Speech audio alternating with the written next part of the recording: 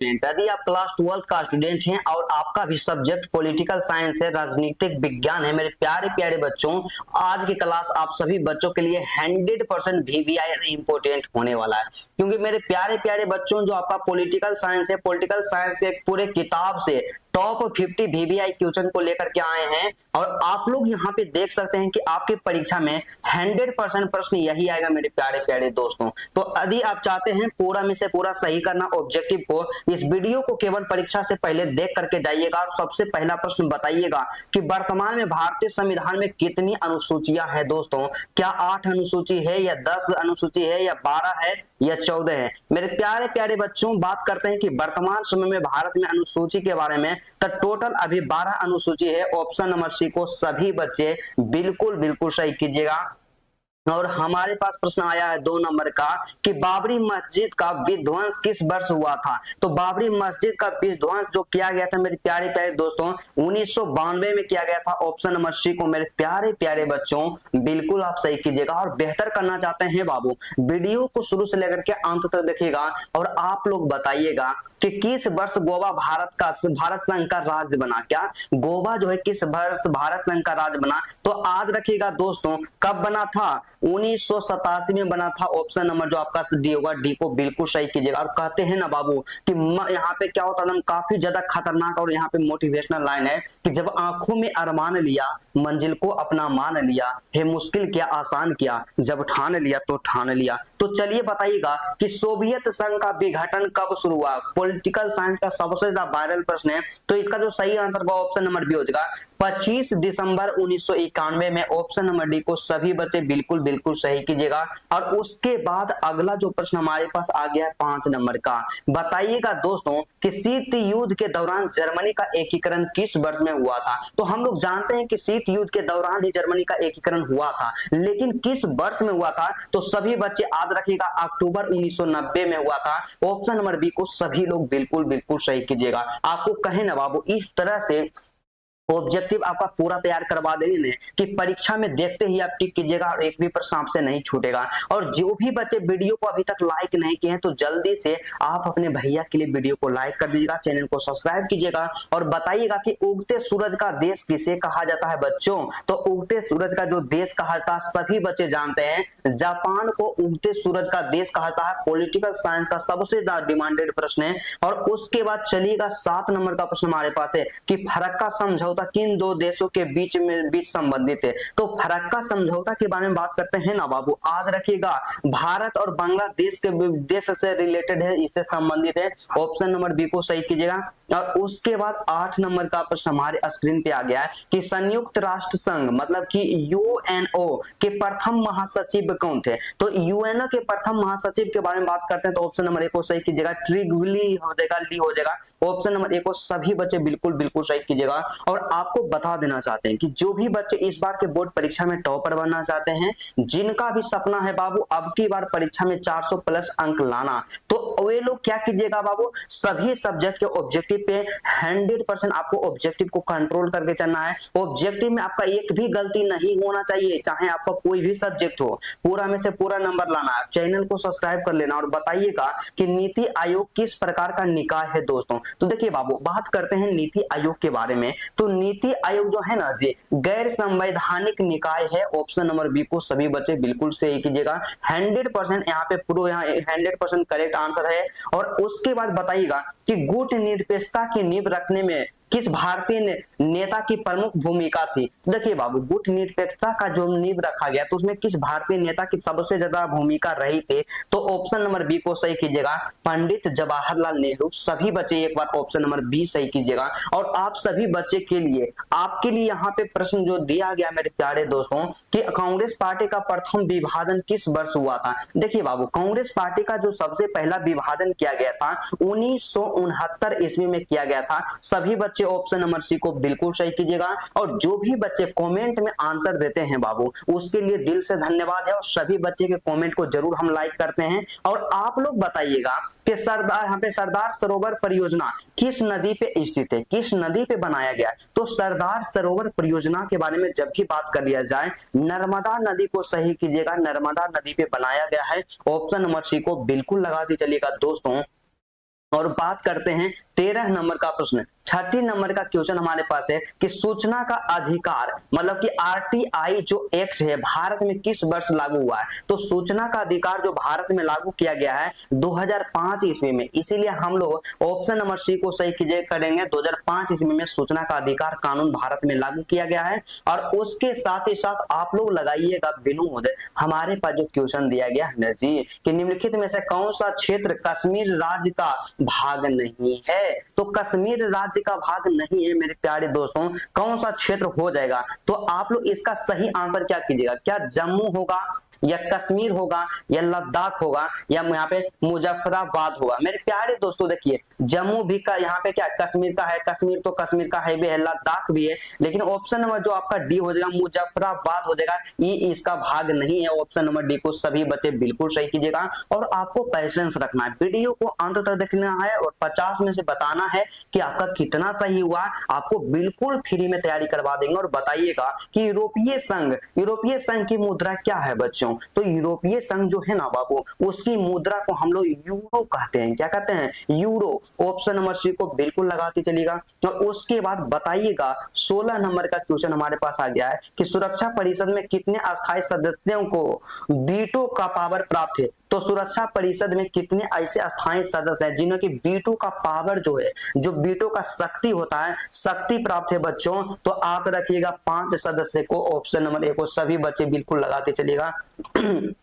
और कहते हैं ना बाबू कि रख हौसला उमंजर भी आएगा, प्यासे के पास चलकर समंदर भी आएगा। और बताइएगा कि एलटीटीई किस देश का एक आतंकवादी या उग्रवादी संगठन है। तो एलटीटीई जो है बच्चों याद रखिएगा श्रीलंका का एक आतंकवादी संगठन है। ऑप्शन नंबर बी को सही कीजिएगा। और उसके बाद बताते चलिएगा हमारे पास जो प्रश्न दिया गया कि 1974 में भारत ने अपना पहला परमाणु परीक्षण कहां पे किया था। बाबू एग्जाम के दृष्टिकोण से 100 स्टार वाला क्वेश्चन है, कभी भी इसको स्किप नहीं कीजिएगा। तो सबसे पहला परीक्षण जो किया था कहां पे किया था, पोखरण में किया था। कहां पे, पोखरण में। ऑप्शन नंबर बी को बिल्कुल आप सभी बच्चे बिल्कुल सही कीजिएगा, परमाणु परीक्षण पोखरण में किया गया है। उसके बाद नेक्स्ट प्रश्नों की ओर बात करते हैं। तो हमारे पास जो अगला क्वेश्चन दिया गया 19 नंबर का, इसका सिंपल सा कहना है दोस्तों, क्वेश्चन का यहाँ पे क्या कहना है जी बताइएगा कि सोवियत संघ में पेरेस्ट्रोइका मतलब कि यहाँ पे क्या है, पुनर्रचना और यहाँ पे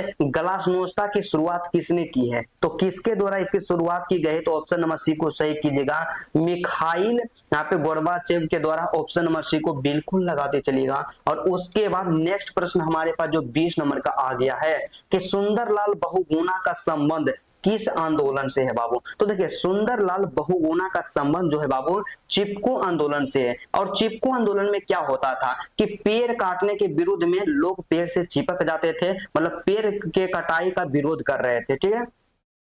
उसके बाद जो प्रश्न दिया गया 1955 का प्रसिद्ध वाडुंग सम्मेलन किस देश में आयोजित हुआ था। तो किस देश में आयोजित हुआ था। तो इसका जो सही आंसर होगा ऑप्शन नंबर बी हो जाएगा, इंडोनेशिया में आयोजित किया गया था। और उसके बाद चलिएगा नेक्स्ट प्रश्न जो हमारे पास 22 नंबर का आ गया है कि नीति आयोग के पदेन अध्यक्ष के रूप में कौन कार्य करता है। कि नीति आयोग के पदेन अध्यक्ष के रूप में कौन कार्य करता है। इनडायरेक्टली यह क्वेश्चन पूछा गया है कि नीति आयोग के पदेन अध्यक्ष कौन होते हैं। तो आप लोग याद रखिएगा प्रधानमंत्री होते हैं। क्या होते हैं, प्रधानमंत्री नीति आयोग के यहाँ पे पदेन अध्यक्ष होते हैं। और उसके बाद 23 नंबर का प्रश्न हमारे पास है कि कांग्रेस के युवा तुर्क के रूप में किसे जाना जाता है। तो कांग्रेस के युवा तुर्क के रूप में दोस्तों चंद्रशेखर को जाना जाता है। ऑप्शन नंबर सी को बिल्कुल आप सही कीजिएगा। और उसके बाद बताइएगा बच्चों 24 नंबर का प्रश्न हमारे पास दिया गया है कि वर्तमान समय में भारत में कौन सी दलीय व्यवस्था मौजूद है। तो वर्तमान समय के बारे में बात करते हैं।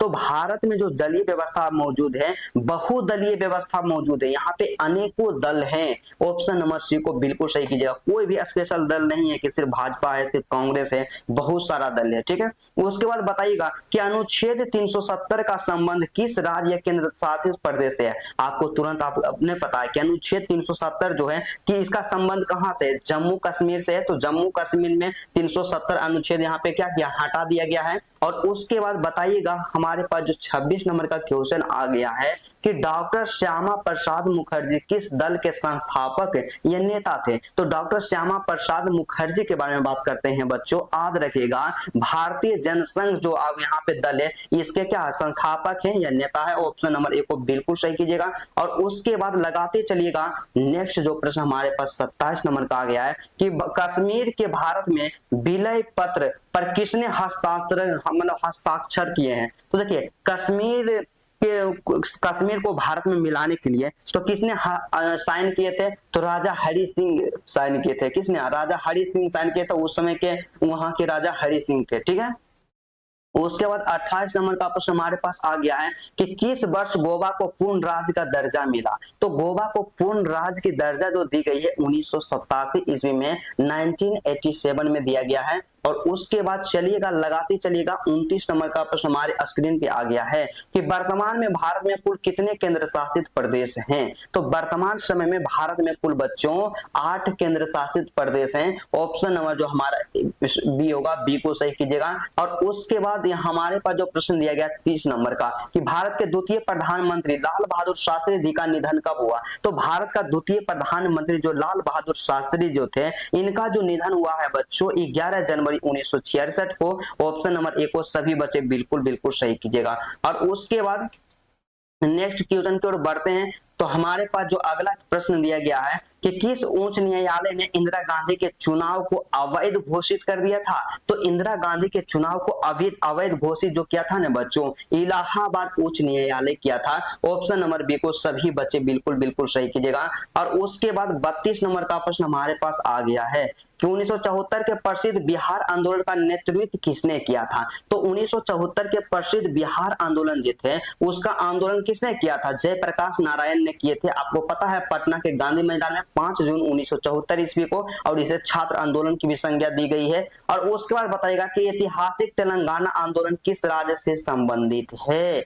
तो ऐतिहासिक तेलंगाना आंदोलन जो है ना बाबू आंध्र प्रदेश से रिलेटेड है, आंध्र प्रदेश से संबंधित है। ऑप्शन नंबर बी को सभी बच्चे बिल्कुल सही कीजिएगा। पूरा वीडियो को देखिएगा तभी आपको ज्यादा फायदा होगा। और 50 में 50 सही करके आप लोग जाइएगा। बताइएगा कि नेशनल कॉन्फ्रेंस किस राज्य केंद्र शासित प्रदेश की प्रमुख क्षेत्रीय पार्टी है? तो किसकी हो जाएगी? ऑप्शन नंबर बी को सही कीजिएगा, जम्मू कश्मीर की है। ऑप्शन नंबर बी को बिल्कुल लगाते चलिएगा। और उसके बाद हमारे पास जो प्रश्न आ गया 35 नंबर का, तो आंसर बताइएगा दोस्तों कि निम्नलिखित में से कौन सा देश सार्क मतलब कि दक्षेस का सदस्य नहीं है? तो सार्क का सदस्य इनमें से कौन सा देश नहीं है? तो बाबू चीन को याद रखिएगा। चीन जो है ना सार्क का सदस्य नहीं है। काफी बार एग्जाम में इस तरह के प्रश्न पूछे जाते हैं। और उसके बाद हमारे पास जो प्रश्न दिया गया कि संयुक्त राष्ट्र सुरक्षा परिषद में कुल कितने अस्थायी सदस्य होते हैं? तो संयुक्त राष्ट्र सुरक्षा परिषद में अस्थायी सदस्यों के बारे में बात करते हैं तो कुल कितने होते हैं? तो कुल 10 होते हैं। ऑप्शन नंबर बी को सही कीजिएगा। और उसके बाद लगाते चलिएगा नेक्स्ट प्रश्न की ओर। तो हमारे पास